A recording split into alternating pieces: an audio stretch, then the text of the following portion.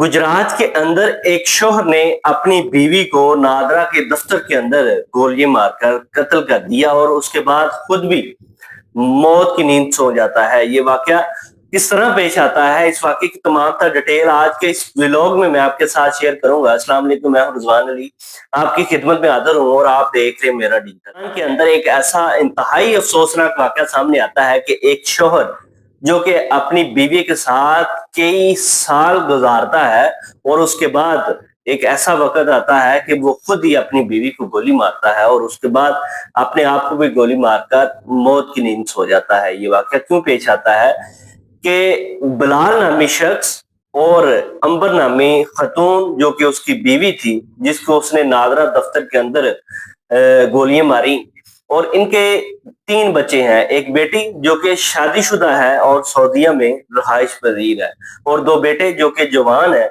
वो पाकिस्तान के अंदर हैं, गुजरात के रहायशी हैं।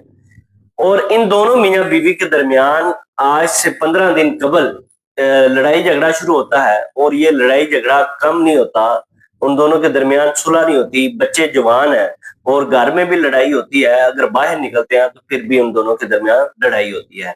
एक दिन फिर, क्योंकि जब इन दोनों की लड़ाई होती है और अंबर जो है वो नादरा में जॉब करती थी और डेली वो उसको कहता है कि आपने खुद जाना है, ना मैंने आपको लेके आना है और ना ही आपको मैंने छोड़ के आना है। अंबर क्या करती है, रिक्शा लगवाती है और डेली उसपे आना जाना शुरू कर देती है। 11 तारीख वाले दिन ये वाकया पेश आता है। 11 तारीख जब सुबह वो ऑफिस के लिए तैयार होती है और जो बिलाल था वो उसको कहता है कि मेरी बात सुनो, रिक्शे वाले को ना बुलाना, मैं खुद आपको छोड़कर आऊंगा। अंबर के ज़हन में एक बात आती है कि चलो कोई तो सुलह की तरफ आ गया है ना, चलो हो जाएगा मसला हल। तो वो उसको साथ बिठाता है और रास्ते के अंदर वो उसके साथ वही बहस करना शुरू कर देता है। अब लड़ाई झगड़ा घरेलू मामलात की वजह से था। तो जब वो 7:30 ऑफिस पहुंचते हैं और ऑफिस पहुंचने के बाद जब वो उसी के साथ अंदर जाता है और वहां पे जाकर उसके साथ वही बात कर रहा है, लेकिन वो उसको बार बार कह रही है कि ये झगड़ा छोड़ दो, घर में आऊंगी फिर हम बात कर लेंगे। लेकिन वो क्या करता है, वहां से पिस्टल निकालता है, पहले उसको गोली मारता है और उसके बाद खुद को मार लेता है। उसके बाद वहां पे मौके पे पुलिस पहुंचती है और उनके बेटों को बुलाया जाता है और बड़े बेटे की मुतैयत में एक एफआईआर दर्ज हो जाती है। अब पुलिस वाले किसको गिरफ्तार करेंगे? वालिद जो कि इस दुनिया में अब नहीं रहा।